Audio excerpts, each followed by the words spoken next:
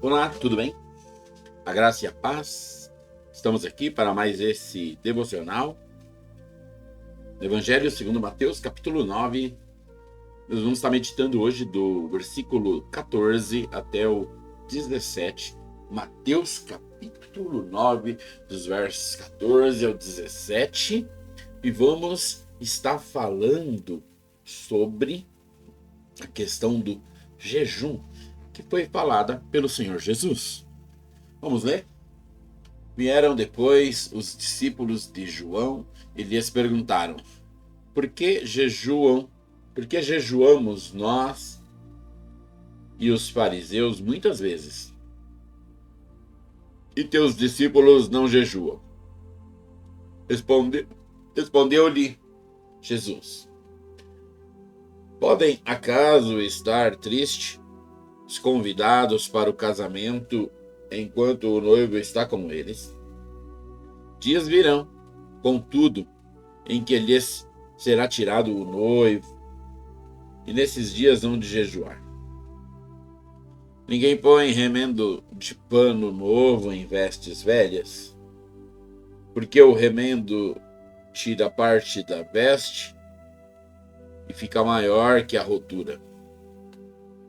Nem se põe vinho novo em odres velhos. Do contrário, rompem-se os odres, derrama-se o vinho e os odres se perdem. Mas põe-se vinho novo em odres novos, e ambos se conservam. Ok.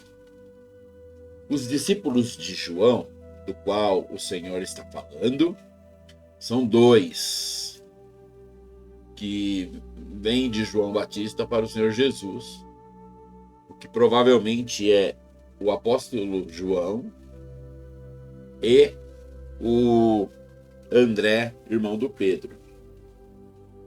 E eles, quando serviam o profeta João, então eles eram homens de jejum. E quando ele fala que eles e os fariseus jejuam muitas vezes, esse número ele é dado aqui no Evangelho pelo próprio Senhor. É 3 vezes por semana. Então os fariseus jejuavam todas as semanas 3 vezes. O jejum era das 6 da manhã até as 6 da tarde. Eles jejuavam 3 dias. Tem que lembrar que aqui eles fazem sempre uma divisão de dia e de noite. Então, se eles falam 3 dias, não está falando de 72 horas, sendo um dia de 24 horas. O dia das 6 da manhã às 6 da tarde. A noite das 6 da tarde às 6 da manhã. Ok. E quando então o João fala essas coisas e diz que jejua muito junto com os fariseus, mas perguntando por que os discípulos não jejuavam e por que o Mateus escreve isso, né? Que ele era o discípulo que estava ali dentro desse questionamento. Então o Senhor Jesus responde ele. A resposta é maravilhosa, porque a resposta dá um sinal claro de quando devemos estar fazendo o jejum. Ele diz assim, podem acaso estar tristes os convidados para o casamento enquanto o noivo está com eles? Então o Senhor está falando que o jejum é um tempo de tristeza. Então a tristeza remete para o jejum. Qual tristeza? Quando você está debaixo de conflitos, de crise, é um tempo de jejum.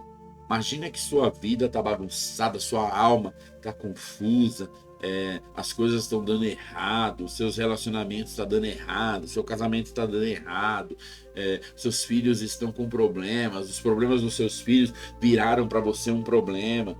Então você está passando por um momento de tribulação. E esse momento de tribulação também é um momento de tristeza. E você vai orar, mas você não vai só orar, você vai também jejuar.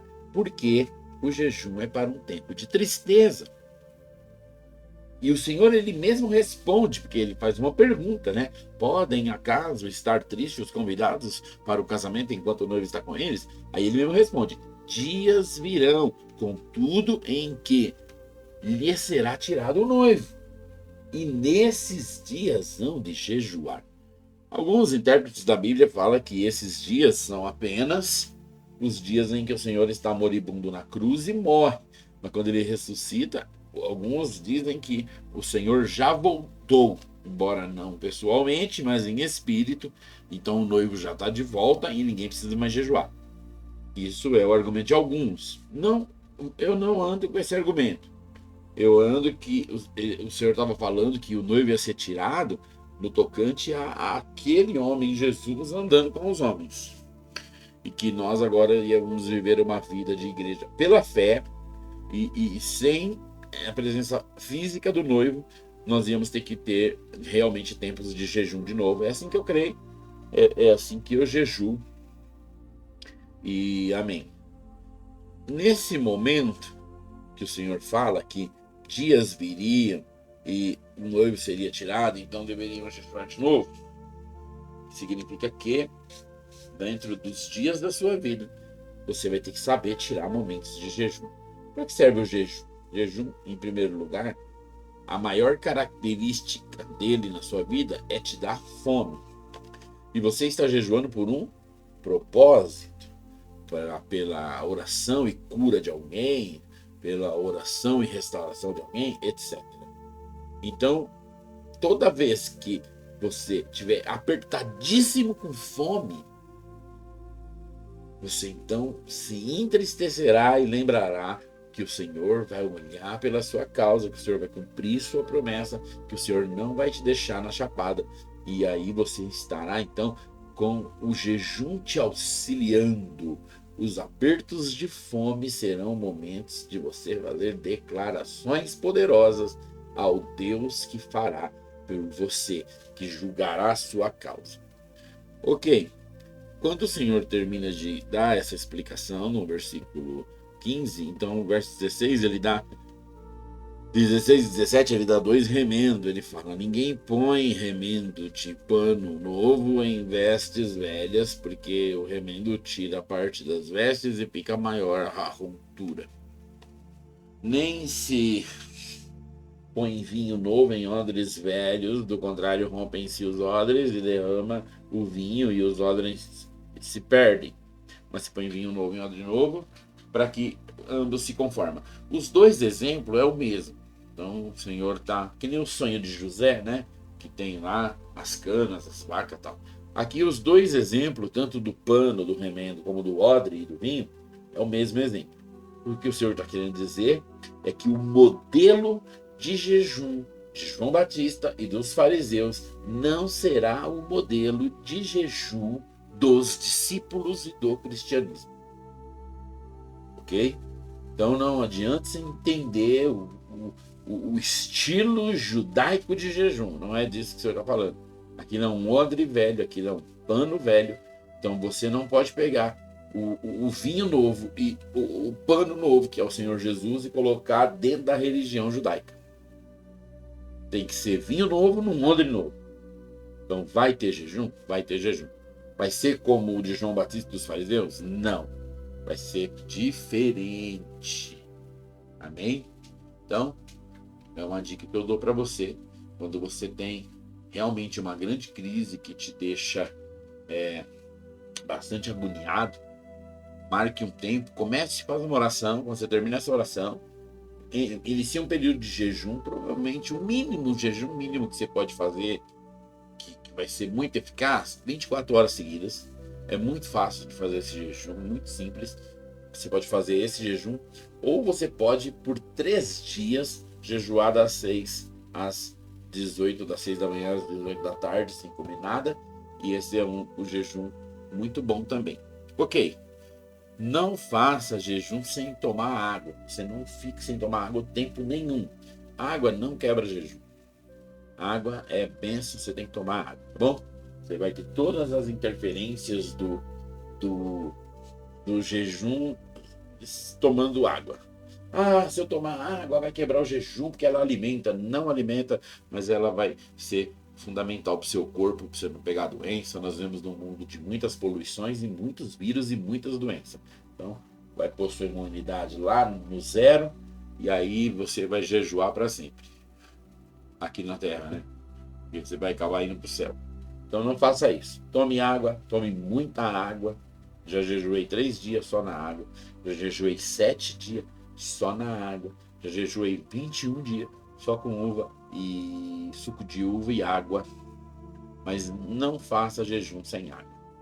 Então, também nem, se você não é um jejuador, não faça jejuns grandíssimos, tá bom? Mas 24 horas é um ótimo jejum que você vai alcançar propósitos, e se você for crescendo, Deus vai te dando sabedoria para você ir fazendo jejuns mais prolongados. A questão é que também muitos irmãos querem fazer um jejum muito grande, muito glorioso, e não gastam um minuto orando. Para quê? Se você tem que declarar a sua vitória. Então, você tem que ter um tempo de jejum com um tempo de oração, isso tem que estar intercalado, isso tem que estar envolvido, e assim vai dar tudo certo. Amém? Louvado seja Deus, que você saiba ser um bom jejuador, porque há vinho novo, e você e eu na igreja somos os odres novos. Que o Senhor venha conservar-nos nele, nós neles, ele em nós, e aleluia. Fique com Deus, e nós voltamos amanhã.